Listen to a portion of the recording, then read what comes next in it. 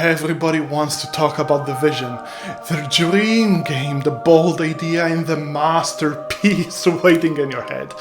But what apparently nobody says is that the vision doesn't matter at all if the fundamentals are broken.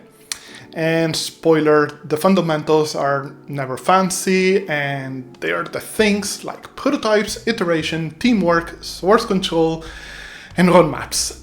The boring stuff that doesn't end up in trailers but decide whether you actually finish the project or not. And up until not too long ago, I thought I could even brute force the vision with a perfect pitch deck and beautifully detailed pillars, and a game so pristine in my head that didn't need any kind of compromise. And reality sets in by seeing how all the teams burn out and features collapse, and you need to adapt or else the dream rots in the vine. So let's talk about the boring stuff, because that's what actually gets you across the finish line. And don't worry, I'll try to put a bunch of metaphors and analogies for easy digestion. So, prototypes are like a tasting spoon in the kitchen. You don't plate the dish just yet. You dip the spoon, check the salt, add the spices, and adjust until everything feels right. In a game, a prototype is just a question mark with a controller attached. So you need to test absolutely everything, but with small increments. For example, one attack, one enemy, one room. And yeah, you can technically automate this with a bunch of AI tools like... No, I'm kidding. Please, don't use AI for this. Don't be lazy. Just, you can find a bunch of people that don't care about your feelings and have them play the game. So you can see where they smile, where they look confused, and where they just scream something nasty that I'm not gonna say because this is a family-friendly episode. So, imagine iteration like a drumbeat that follows kind of like cycles, and they need to be short enough so you can test, but long enough that they actually change something. I like 2 weeks slices, even though the Agile book says the same, because in 2 weeks you can either ship a small change that players can feel, or you wasted your time.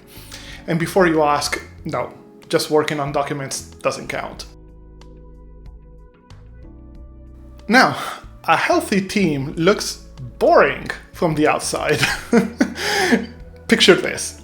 A bunch of people that know what they're doing today, they know who to ask if they're stuck, and they know that they don't need to perform in a meeting. And daily stand-ups work not just because an Agile book said so, but because the blockers are cheaper to fix if they're fresh. Let me give you an example. Yesterday, I fixed the input bug. Today, I'm tuning the guard's field of vision, and I'm blocked on art. These are 3 lines set in 5 seconds, which is absolutely beautiful and efficient. For the tools, I don't care. Just use whatever keeps the decisions visible after Friday night. Slack, Discord, Teams, doesn't matter. What matters is that you write down the why, but keep it short. Also, screenshots beat a bunch of adjectives, and the numbers beat vibes. So when someone asks you a quick question, you can answer in the open, because all those secret decisions will definitely come back to haunt you. Usually when it's time to deliver the milestone. So, in other words, let me put it like this. I very much prefer to work with a B+ designer who can hand off beautifully clean tasks than some godlike designer who hands off chaos. Now, nobody likes talking about source control, but you know what's worse? Losing Thursday, which is what happens when you don't use it right. So, branches can let adults disagree safely. For example, do you want to test a new input buffer? Cool! Just do it in your branch. If it works, you can merge it. If it doesn't, nobody has to pay the price. But please don't forget the commit messages. I fixed some stuff. Don't laugh, I've seen it more than once. Input buffer now holds 120 milliseconds. We reduced the false positives by 40% in the testing. This is beautiful. It's a gift. Cherish it.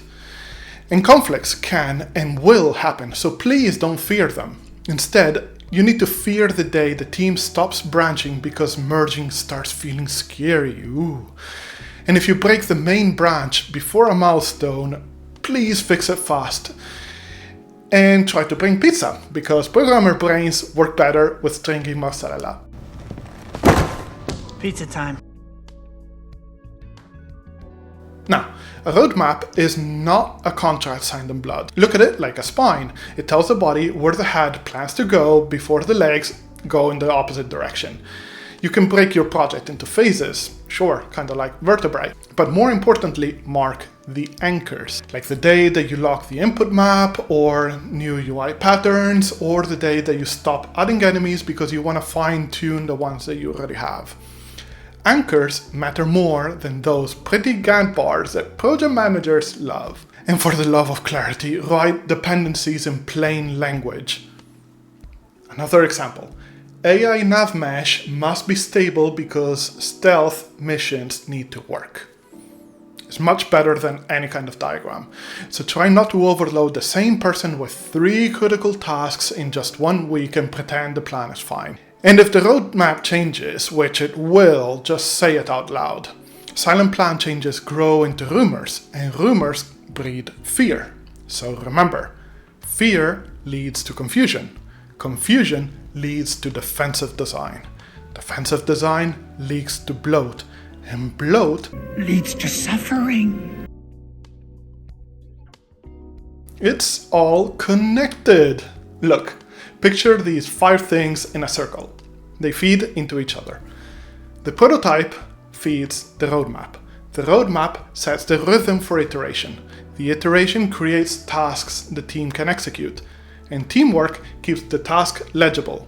Source control keeps the whole thing stable. Beautiful. Now, let me ground this in something practical. Imagine you're building a small stealth prototype. On the first week, you set up 1 guard with 3 clear states, and you give the player a crouch function and a small shadow pocket to hide in. Cool. You add a few playtests and you pay attention to the basics. How long does it take before the players get spotted? How long does it take before they succeed? And how often they throw out a frustrated curse word. And based on that, you adjust.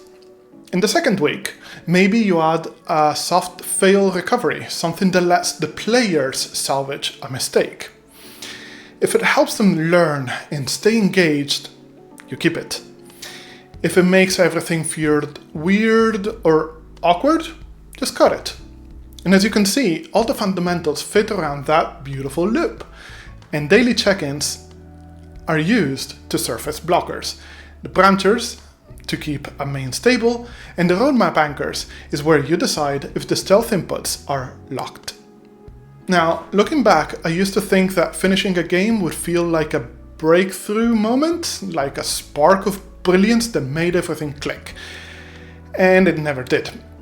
What it actually feels like is showing up very tired, fixing yet another bug, and cutting yet another feature, and doing everything the next day. Personally, I learned that progress is never fancy. It's a play on patience, and it's boring and very often frustrating. But when you see the build get just a little bit smoother, and you watch a playtest when something finally lands, I'm reminded why the small steps matter. So if you are in that messy middle, trust me, you don't need a miracle. Just take the small step, even if it feels insignificant. And that's how the games get finished. Not with a single act of genius like Dr. House episodes, but with the discipline to keep moving, just one piece at a time. And if you keep going, you'll find yourself across the finish line sooner than you expected. And now, get on with it.